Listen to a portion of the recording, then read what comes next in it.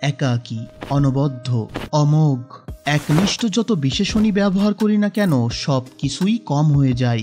মাঝমাঠের এক ভরসার নাম, অনেকেই আবার ভালোবেসে জার্মান স্নাইপার বলেও অভিহিত করেন।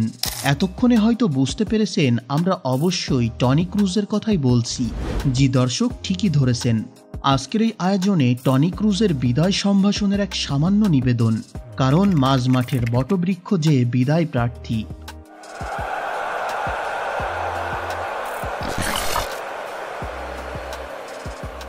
বার্নাবুতে যখন শেষবারের মতো মাঠে নেমেছিলেন, তখন সাধারণ মনে একটা প্রশ্ন আসতেই পারে, টনি ক্রুজ কে?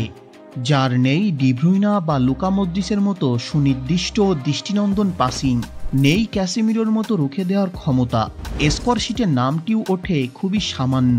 এই কথাগুলো শুনে মনে হতেই পারে এ যেন দ্বিতীয় বিশ্বযুদ্ধের কোনো পরাজিত জার্মান সৈনিকের কথা বলছি। কিন্তু ওই যে রক্ত যে জার্মানের, তা খেলার মাঠে বারবার মনে করিয়ে দেয় ক্রুজ। ডিপ থেকে একসাথে অ্যাকুরেট লং পাসিং ও বল কন্ট্রোল করার অ্যাবিলিটির প্লেয়ার খুব কম আছে, তাদের মধ্যে সেরা ক্রুজ। যেন একদম যুদ্ধের ময়দানে লুকায়িত কোনো জার্মান স্নাইপারের অব্যর্থ লক্ষ্য। তবে বর্তমানে এই ক্রুজ থেকে জার্মান স্নাইপার হওয়ার যাত্রাটা এত সহজ ছিল না তার জন্য। কঠিন অধ্যবসায়ের এক জলযান্ত্র উদাহরণ হলো এই ক্রুজ, কিন্তু খুব ছোটবেলা থেকেই তার দক্ষতার প্রমাণ দিয়েছেন প্রতি পদে পদে। 2007 সালেই হয়েছিলেন ফিফা অনূর্ধ্ব-17 বিশ্বকাপের টুর্নামেন্ট সেরা খেলোয়াড়। 2008 সালে অনূর্ধ্ব-21 দলের হয়ে অভিষেক ম্যাচেই গোল করেন। তার সাফল্য চোখ এড়ায়নি তৎকালীন জার্মান কোচ জোয়াকিম লোর। 2010 বিশ্বকাপে ক্রুজকে ডেকে নেয় মূল দলে। মোটামুটি 2012 পর জার্মান দলে নিয়মিত ছিলেন টনি ক্রুজ। তবে ক্রুজ তার ক্ষিপ্রতা এবং পারদর্শিতা প্রকাশ করেন 2014 বিশ্বকাপে। ওই টুর্নামেন্টের প্রায় প্রতিটি ম্যাচে জার্মানদের সফলতার পিছনে বড় অবদান ছিল টনি ক্রুজের, তাই তাকে ব্রাজিলিয়ানরা নাম দিয়েছিল ওয়েটার।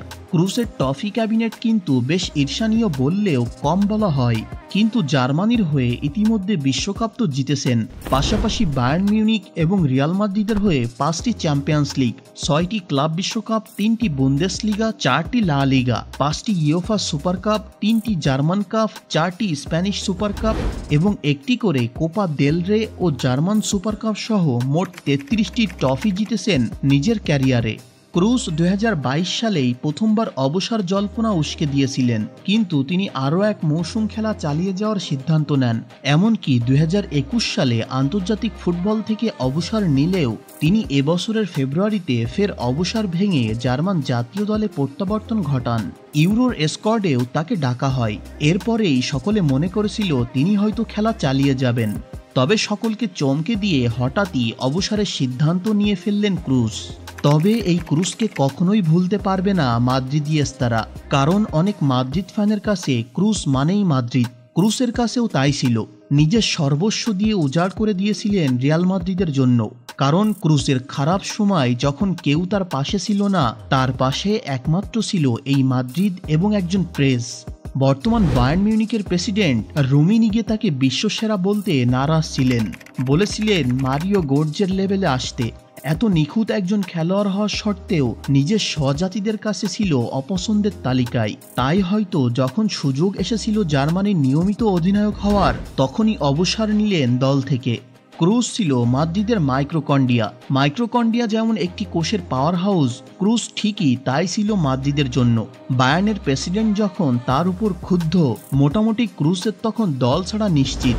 প্রায় চুক্তি সম্পূর্ণ হয়ে গিয়েছিল ম্যানচেস্টার ইউনাইটেডের সাথে, কিন্তু তখন বাদ সাধল আরেক ম্যানেজার লুই ফন গাল। তিনি বললেন ক্রুজের নাকি ইপিএল খেলার পটেনশিয়ালিটি হয়নি, এমনকি তার ডিল হয়েছিল বার্সেলোনার সাথে, তাও দুইবার লুইস এনরিকে তা হতে দেয়নি। মাদ্রিদ ফ্যানরা এই দুই ম্যানেজারের কাছে আজীবন কৃতজ্ঞ থাকবে। শেষ পর্যন্ত জোহরি কখনো হীরা চিনতে ভুল করে না, যেমনটা করেনি প্রেস। ডিল ফাইনাল করে বসেন ক্রুজের সাথে এবং যা হয়ে যায় স্টিল অব দ্য সেঞ্চুরি। যে বয়সে তিনি অবসর নিচ্ছেন এখনও তার সামনে সুযোগ ছিল মোটা বেতনে সৌদি লীগ বা MLS-এ যোগ দেওয়ার, পারেনি। প্রফেশনাল লাইফ কখন ইমোশনাল হয়ে পড়েছে নিজেই বুঝতে পারেনি। খেলোয়াড় জীবন তাই শেষ করল মাদ্রিদ থেকেই। এই ক্লাবকে কিভাবে ভুলতে পারে ক্রুস? নিজের ইনস্টাগ্রামে তার পোস্ট দেখলেই বোঝা যায়, প্রতিটি শব্দেই যেন আবেগ নিংড়ানো। তিনি লিখেছেন, 17 জুলাই 2014, যেদিন রিয়াল মাদ্রিদের হয়ে আমি যাত্রা শুরু করেছিলাম, যেদিনটা আমার জীবন বদলে দিয়েছে একজন ফুটবলার হিসেবে, একজন মানুষ হিসেবে। ওই দিন বিশ্বের সবচেয়ে বড় ক্লাবের হয়ে আমার নতুন অধ্যায়ের সূচনা হয়েছিল। দীর্ঘ 10 বছর পর চলতি মৌসুম শেষে আমার রিয়াল মাদ্রিদের অধ্যায়ের সমাপ্তি ঘটতে যাচ্ছে। আমি এই সময়গুলো কখনো ভুলব না। আমি সবাইকে ধন্যবাদ জানাতে চাই যারা আমাকে এখানে স্বাগত জানিয়েছে এবং আমার উপর বিশ্বাস রেখেছে। প্রিয় মাদ্রিদস্তাস, ধন্যবাদ প্রথম দিন থেকে শেষ দিন পর্যন্ত আপনাদের স্নেহ ও ভালোবাসার জন্য। বার্নাবুতে ইতিমধ্যে শেষ ম্যাচ খেলে ফেলেছেন তিনি, কেঁদেছেন নিজে, কাঁদিয়েছেন ভক্তদের, কিন্তু নিষ্ঠুর এই জার্মান হৃদয় এক মুহূর্তের জন্য নরম হয়নি। কখনো কি তিনি ভেবেছিলেন মাদ্রিদের ভক্তরা ঠিক কতটা হাহাকার করবে তার জন্য? হয়তো ভেবেছিলেন, আবার হয়তো তার থেকে বেশি কিছু ভেবেছিলেন।